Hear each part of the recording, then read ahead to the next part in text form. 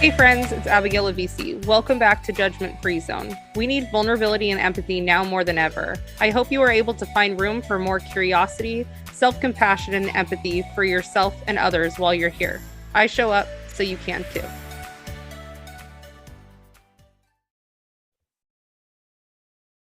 Welcome back, my joyous, curious, creative, healing community. I'm so excited. I have Andi on today. You want to say hi, Andi? Hi, you guys. So happy to be here. Yes, I'm so excited for Andi to be here. We've been talking about this for so long, and I'm so excited. Okay, Andi is my founded and funded sister. One of the best things that I got out of there is Andi and our community. Like, we have this like tight little knit of girls, and we're just all awesome. Like, it's great. But we met at that retreat I went to in November, called Founded and Funded. It's all the Susie School method. If you don't know who those people are, it was great content that we're still going through, honestly, like so much.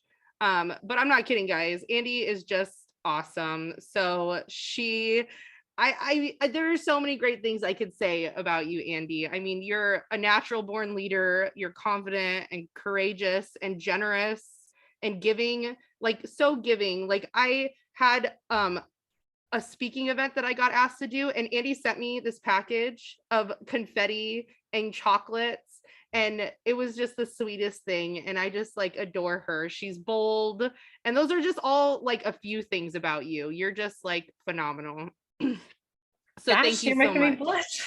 Yeah, you're great.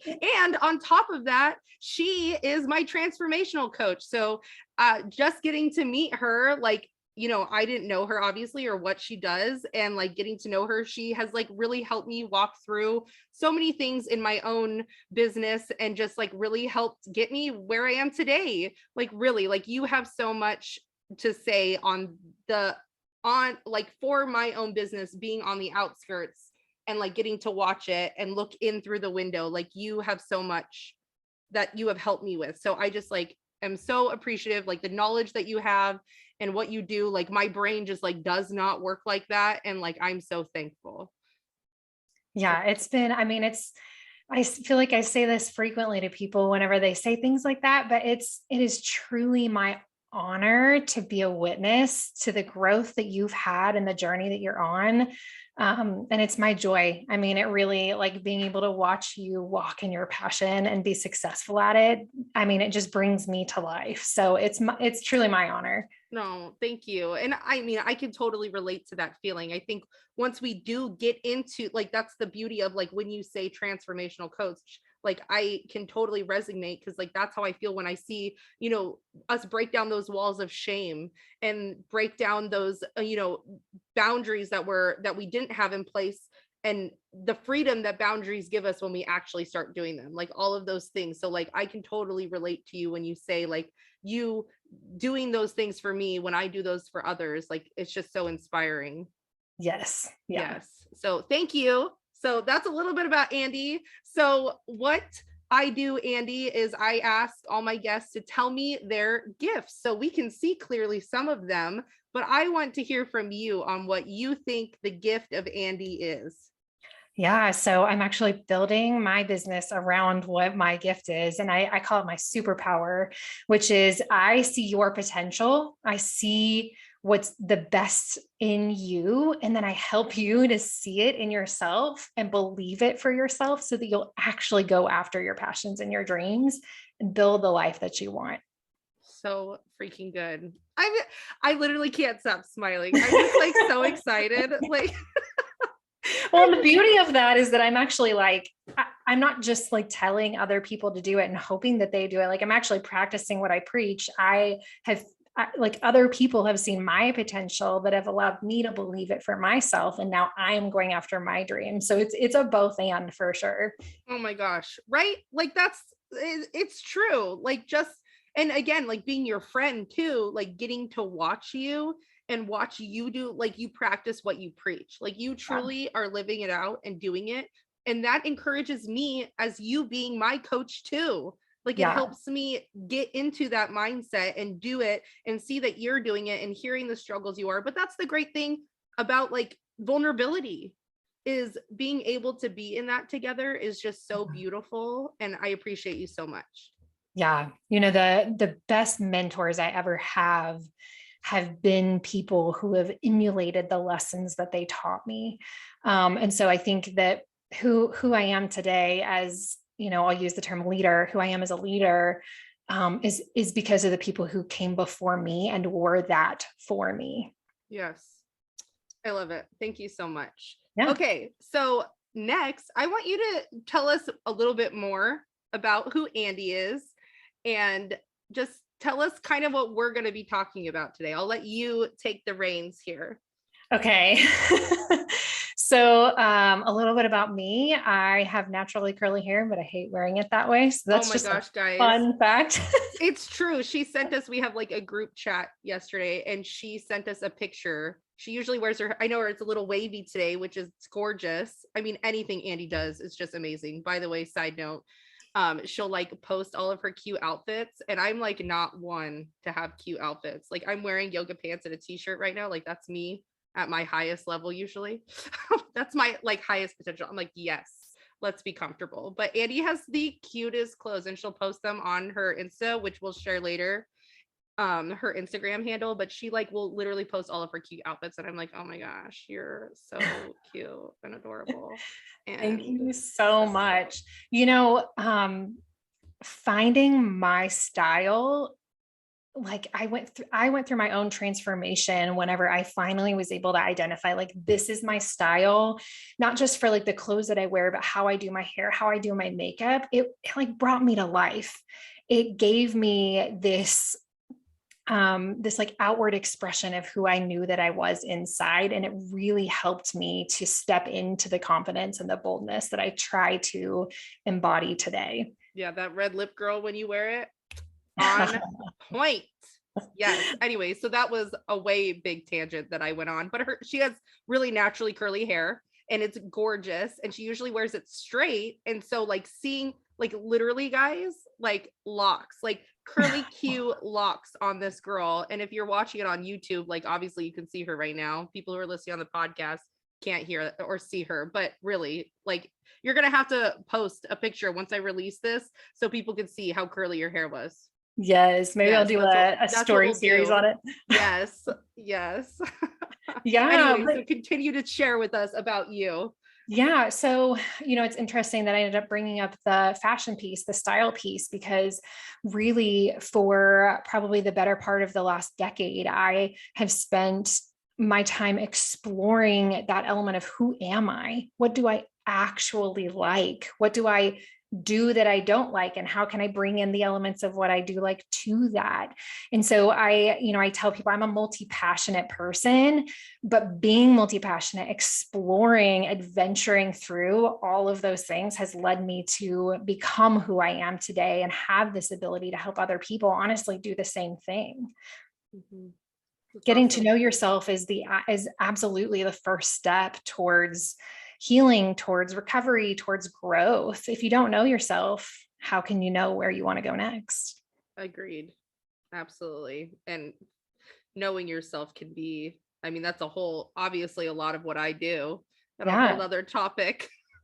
But it's so true. If we don't know really, the things that we're thinking and feeling and what our body's reaction to things are, it can, really like lead us down different paths that really weren't meant for us. Right. Being able to step into that space. So with stepping into that space, what are the topic we're going to be chatting about is language, verbiage. Yes. And tying that into some tools that can help you also to figure out how to use language to benefit knowing yourself and growth. Yes. So I wrote actually Brene Brown, love her. Yeah. She's just amazing. And the queen of language, honestly, come on, like so good. But from her new book, Atlas of the Heart, she put language matters. It's the raw material of story. It changes how we feel about ourselves and others. It's the portal to connection. reading that one thing from her. She's just like, she's amazing. I mean, we could literally, how many people could just sit and talk about how amazing Brene Brown is? Because I literally, again, side note, and the best compliment I've ever been given was a couple weeks ago. And it was from my best friend's mom. She was like, does Abigail know who Brene Brown is? Which, like, of course, I'm like, duh. Yes, I know who Brene Brown is. And she described me like Brene Brown. She said that she reminded me of Brene Brown. And I was like, Oh, stop. that is quite a compliment. Stop. I know. When she told me that, I was in tears. I was like, no, you did not. She like sent me this whole thing that was so sweet. Aww. Anyway, so I will die because I will meet her someday. It will happen. Yeah. But yes, so language is so important. Yes. So important. I learned this lesson early on in my 20s. Actually, I guess I wasn't even quite 20 yet when I met my now husband. It's one of the first lessons he ever taught me. And he uses the term, and he'll say definition of terms. If you can't agree on a baseline definition for what a word means, then you're actually, even if you're arguing or agreeing, you might be saying two different things. Having an agreed upon term or language or verbiage for something is just vital to being able to not just communicate with other people, but even within yourself. Absolutely. I mean, I've actually been talking a lot about language lately in some of my other podcasts too. We had talked about it. Like I had Say What podcast on with Hannah, and we talked a lot about purity culture and just, the words of people will use body parts for cookie as their vagina when, and it's like, no, like you need to use those terms because it can be important if something even, unfortunately happens for someone and they're at a case and courts won't look at it if kids say cookie and not the real term. I did not know that detail. Yeah, they won't because it's not, they don't understand. Like a kid could come in and say like, oh, that kid took my cookie or like touched my cookie, and they won't know. And it's that important. Or, my daughter lately too, one of them, she has been using the word awkward for things. Like really, it's interesting to me because it'll we've been watching the Lord of the Rings series, and the orcs. Have you seen Lord of the Rings? It's been a while, but yeah. But just how weird and stuff the orcs look like, right? It's weird. That would be kind of, you know what I mean? Or like, they're not awkward. It's, they look gross or they look slimy, or that freaks me out how they look, not they look awkward. Yeah. And so I think it's just funny, like, and again, we keep telling her like, oh, it's not awkward, or she'll say things, this is all the same kid, and she totally got it from me. She's my mini me. I actually do have a hard time articulating sometimes, or I feel like I do. And so, and because I think words are so important, in my arguments or disagreements with my own husband, I'll get so frustrated because I'm like, I'm just trying to talk to you. But I feel like my daughter is she's my little mini me, and she'll say things like that. She'll say, can we stay up early tonight? But really she's saying, can we stay up late? Oh yeah. Yes. But all of those things like matter. You know what I mean? I'm like, what are you talking about? Yes. What are you even saying? I have this like clip in my mind from Friends where they flash back to Rachel and Monica when they were like in high school, and Monica talks about how she's going to give someone her flower, and Rachel's like, don't call it that. Yes, That's what comes to mind. No, it's so true. I mean, even my kids too. I mean, everything. I have conversations with children all day long. This is like the best thing ever for me doing a podcast because I get to have adult conversations. Yes. I just enjoy it. But, even my kids, when they get in the car, like most parents, we go, how was your day at school? And it's good, fine. So in our house, we're not allowed to use 4-letter words. It has to be more than that so they can actually feel, even when we describe our feelings in our house, like I'll say, because they'll say fine, and I'll be like, fine isn't a feeling. That's going to be like the thing when my kids get older and they're like, what's that one thing that your parent did that they hated? My mom wouldn't let me say fine. Will be mine.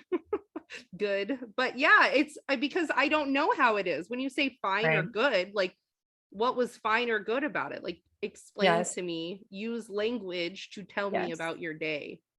Well, and I think this is why talk therapy is still relevant to this day, is because, at least for me, from my experience, going to talk therapy was another element of where I learned the language to properly describe what happened to me. And what it was almost like, oh, I finally understand this, like, base level of what I've been experiencing, to the point where now I can dig back into my memories and think about this experience that I didn't have the words to describe, and this experience that I didn't even know other people felt like.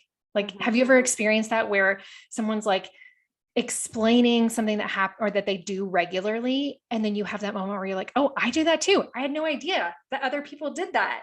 Yeah. And it's like a sense of connection to that person too. It creates connection between the portal yourself and other people. Yeah.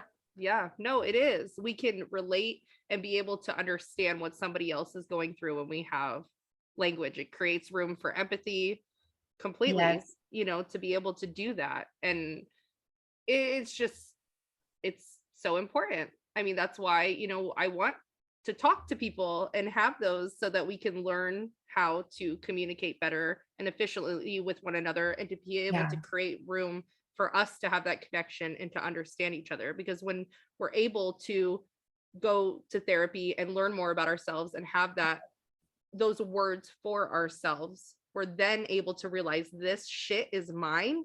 Yes. And if somebody's going through something and their language, like, that's not mine, that's theirs. And then we're able to see through different eyes of being able to connect with one another. Yeah. Yeah. That's one reason why in my coaching, in my programs, all of the things that I offer, one of the most important exercises that I take people through is identifying their personal core values. So not like if they're building a business, if they're doing other things, like you can utilize elements of values in those places, but knowing your own personal values really helps you to go through those experiences and say, check in with yourself and say, is this really how I wanted to behave? Absolutely. And if not, how can I adjust it? And so it gives you also those personal words to be able to say, this is who I am. So for instance, whenever you were explaining, like talking about how you know me and who you know me to be, it was really cool for me to hear you say those things, because I wasn't expecting that. And the first thought that came to mind was, those align with the values that I hold. And it gives me a good chance to say, oh, like I'm actually behaving exactly how I intend to, and it's coming across how I want it to. Absolutely.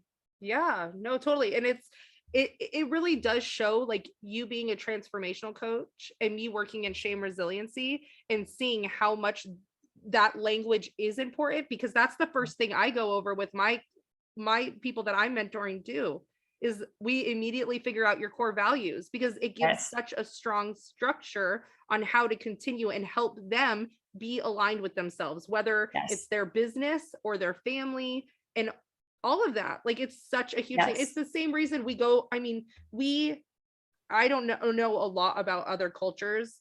And again, this is just my own opinion on our culture in the United States, but I think it's a great reason why we love labels. Yes. Because it brings connection. Like, we're able to say, like, I have this, and this. And if I don't have a label, then like, well, where am I? Where do I get that connection then?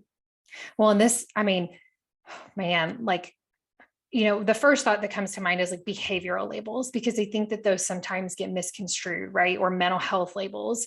But I can tell you from like a physiological, like how my body acts, I have a lot of chronic health issues. And when I don't have answers, I also don't typically have many solutions to choose from. And so I think a lot of times there's a good side and a bad side to having the labels. It can sometimes, we can use them as a crutch, or we can use them as a tool to help us be catapulted forward into health. Right. Yeah, exactly. When we're able to have those words, they're able to almost be like breadcrumbs to figure out what needs to be next. Ooh, I love that. Yeah, exactly. So Yeah. And a great thing too, that you personally have actually, again, what doesn't Andy help me with in my own business? Um, but the Enneagram, Mm, right? It's such a great way to figure out language. And I mean, I'm going to let you kind of talk more about that because I still really am sure. learning about it. So tell me a little bit about the Enneagram for people who have no idea what that is. Okay. So first, I want to say before I dive too deep into the Enneagram, I want to talk about the fact that the Enneagram is a personality assessment. And so if you're hearing this and the first thought is like, oh, I don't like the Enneagram, I'm just going to skip over it. Like, stick around. This point will help you, I hope. So being that it's a personality assessment, there are many other assessments out there. I actually also really consider like astrology to be very closely aligned with personality assessments. So if there's one that you prefer over the Enneagram, please utilize that. I really love the Myers-Briggs too. I'm just more trained in the Enneagram than I am the others. What is your Myers-Briggs, by the way? I'm an ENFJ. Oh, ENF. What are you? I'm assuming you have a P at least. ENF. I'm writing it down. I'm an ENFP. So we're Okay. like pretty close. Yeah.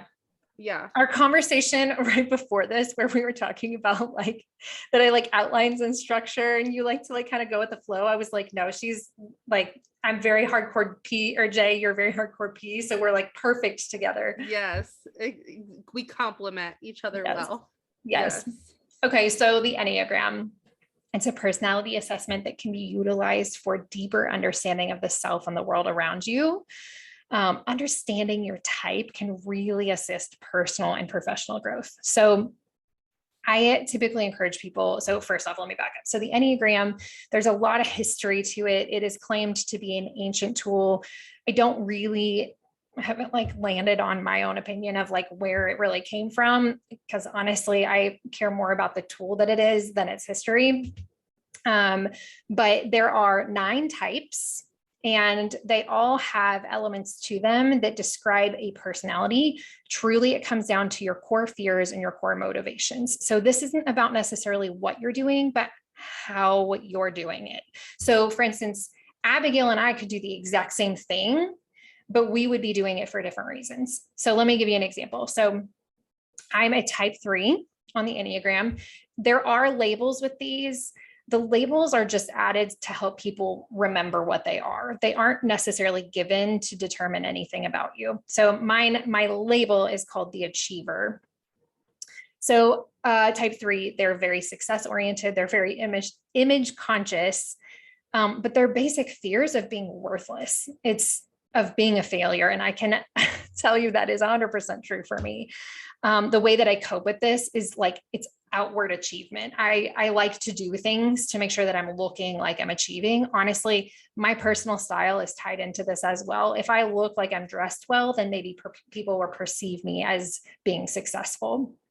I have worked through that part to make sure that my motivation and that it aligns with my values so that it doesn't trip me up though. So the value though is to feel admired, to feel valuable to people. So you can also use it. So I just, you're a 7, you're the enthusiast. It's so funny because I tend to be very drawn to 7s. My oldest brother is a 7. Some of my favorite memories of us together are whenever he was leaning into his 7 hardcore. That's so fun. But we all have things that can trip us up. So for me, for my type, I mentioned that like sometimes I want that outward achievement, but there in the past, especially during the season of growth for me, I pushed myself frequently beyond the point of being capable of anything just so that I could make that achievement. Learning this language helped me to say, okay, I recognize that I am worth something without a medal, without a title, without anything attached to it. I have value and I have worth. Just that like one single lesson transformed my life. And that's why I love the Enneagram. It gave me the language to be able to say, oh, that's why I was doing that. And here's how I can put together a plan to hopefully do it less so I don't burn out and don't get horribly depressed again. Yeah. And so the Enneagram for me, my therapist a few years ago asked me to take the test. And I mean, I've struggled with the Enneagram, like understanding it. And there are things about the seven I don't like. It was hard for me to figure out, like the weakness part. It's been a weird journey, me figuring out that I really am a seven. Yeah. But it's really funny because when I took it in therapy years ago, I was a one. And at least what I feel like I've heard from you and understood from you is that a seven goes into a one when they're at their lowest. And so it Yes. makes sense why a few years ago in therapy, I Yes. took it and got a one, was because I was in my shit. Yes. I was So, in it. the Myers-Briggs is a little bit better about explaining this. So I'm going to like borrow it from them to talk Yeah. about why this happens. So your state of mind, whenever you take an assessment like that, and it gives you a result, where you are, the mindset that you're in when you take it, all have an effect on the outcome. And the Enneagram, the thing that the Enneagram does really well is that they tell you typically your percentages. So like maybe you'd be really high in both a seven and a one, but you read the one and you're like, oh, I'm in stress. This must be which one I'm at. But you actually were a seven. It's because we all have the ability to encompass all the numbers, but we tend to have places that we prefer or that we more naturally go to when we're in one setting over another. Mm-hmm. Mm-hmm. So for instance, like Abigail says, she goes to a one in stress. So that's what she looks like. I go to a 9 in stress. And so for a long time, every time I would take an assessment, I would come up as a 3, 6, and a 9. Those are all 3 of the numbers that I go to. Right. That doesn't mean that everybody's going to like assess that way. But it does show the importance of like just simply learning before you assign yourself a type. Just go read all of the top ones and then seeing like what resonated with you about this number, what resonated with you about this number. But for me, stepping in a little bit more and understanding the Enneagram, like I can see how that language has helped me too. Like even with communicating with you, like understanding like as the way that your brain kind of like thinks about things. And I'm not putting words in your mouth. You can tell me if I'm wrong, but I would assume you kind of do the same thing with me, is we know how each other kind of thinks. So it has helped me learn how to communicate more efficiently with you about the things that I'm trying to get done or the things that I want to accomplish, because I can understand where you're coming from. And my husband is a one. So that honestly has helped me too, is that it's helped me create language and have more empathy for him, because he like lives in one and I go to a harder place when I'm in a one. And so I've been able to give him more it's helped our communication, because I can understand where his brain is working, and that me as a 7, I'm his high. So like when I'm at my best. So it's just interesting being able to see those things in play constantly in my own life. And especially with my husband, it really has helped my language with him and understanding him. So it can be a really great tool and gift. Yes. Oh my gosh. I mean, it completely transformed our marriage. Whenever my husband figured out what his was, you can look at like what makes you compatible and what makes you argue. Just being able to unlock that element of like, where do we rub up against each other and where do we complement each other was massive for our marriage as well. And it was all because we had the language to finally understand each other and understand ourselves. Do you know, like, is there a point where you can start? Because at least what I feel like I've heard as well about the Enneagram is they say that your Enneagram doesn't change, right? So like, whereas Myers-Briggs, it can change. So the thing about the Myers-Briggs is that you're not technically changing your letters. What you're doing is you're adapting so that you can come more towards the center. So for instance, whenever I was in college, I was a heavy E, which stands for extrovert, where like I almost was never alone, which I feel like is also part of the college experience, right? Especially if you live in the dorm, you are never not alone. But as I've been married to an introvert, and as the years have gone on and I've developed and I've worked on myself, I have come very, very close to being in the center. So now I can lean towards the introversion if I need to, or if I want to. And so I don't lean so hard into the extroversion where I have to be around people all the time. I'm very happy regardless. Right. Okay. So it's about developing yourself so that you can, it's almost like borrowing the tools from the other letter. So for instance, we talked about the J and the P, that's the judging and perceiving. So judgers tend to really like structure. We tend to like to develop plans. Perceivers are really good at like having an idea and just jumping in, or being really high level visionaries.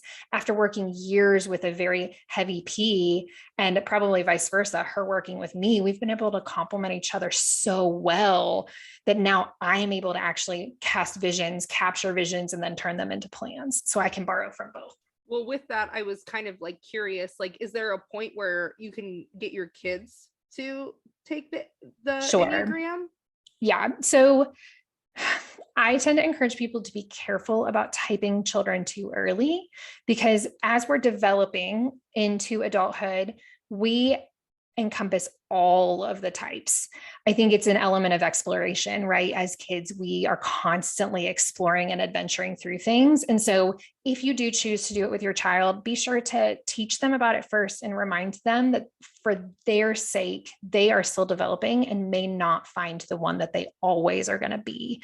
So it might be a better, instead of typing them, to just simply help them to learn about them all so that they have this whole library of language to pull from. Yeah, no, I like that, because I think something too, just to like side note, even the love languages, I think a lot of, you know what I mean? I think a lot of people will say that these are my love languages, but those do change. There are seasons that I am going to need more acts of service than quality time, you know, on my list. And I think, again, like as you're learning all this stuff, because we like labels, because we want to give language to things, we will put ourselves in these boxes, right, so that we can stay there, but they don't fit us, just like boundaries. I know I'm getting off on a whole thing. Boundaries change too.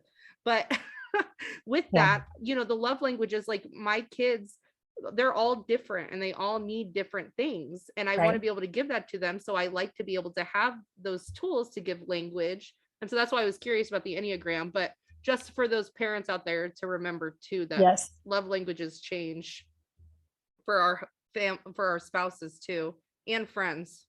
Yeah. So, and that the goal is really development. Our goal is growth. Exactly. Connection. Yeah. Being able to be there and show up for each other in the way that, you know, giving that empathy to be able to be there and show up for what others need. Right. And to show up for ourselves first. Yes. Show up for ourselves first, understand ourselves, transform ourselves, get Andi's help if you're needing transformation through yourself. If you're fighting shame, come to me. We got you. Yes. We got you covered. But Andi, thanks so much for coming on. Is there anything else you'd like to share? Yeah, thank you for having me. I would just love to tell you guys that my big vision for life is for everybody to walk in the dream that they have for their life. And so if you are feeling like, you know, that there's this like tiny little thing inside of you that you just haven't given any time or energy to, and you're not sure how to get to it, that's what I'm here for. That's what I want to encourage you to do, is to find yourself so that you can get to that point where you're living in your purpose and your passion. Yes. Oh, I have goosebumps again. So good. Andi, you're just freaking amazing. I love you. I'm so thankful that you came on. You guys will not see, this isn't the last time you will see her. She will be back again. Yes, I would. And please tell us where we can find you. Yes, come find me over at Instagram, at Andi Adams. That's ANDIADAMS. And I'll have a little link for you in the description box. Awesome. My website hopefully will be up in a couple months. So maybe next time I'm on, I'll be able to use that as a source. But it'll be, your website you'll have a click eventually on your Instagram too for that, right? Yes. Yeah. And if you're looking to learn more about the Enneagram, if you're looking to grow more, a great place to start is by taking an assessment. There's a free one on Truity, and then go read about them over on enneagraminstitute.com. Also, Atlas of the Heart is a fantastic book to start with if you are looking for a place to start with language and verbiage. Oh my gosh, so true. So true. And I mean, honestly, just to give a shout out to Brene Brown too, she also has a podcast. So you can go check her out as well. And I'll put a little linky for hers too. So awesome. Thanks again so much, everyone, for coming and listening to Andi and I. And Andi, again, thank you so much for coming on. Thanks for having me. Adore you. And Same. we'll see you guys next time. Bye. Bye. Thanks, friends, for listening in. If you found this helpful, please subscribe, share, and leave a review. If you'd like to be more involved in our community, hop over to Instagram and find me at Abigail Lavisi. Keep showing up. I will too. See you next time.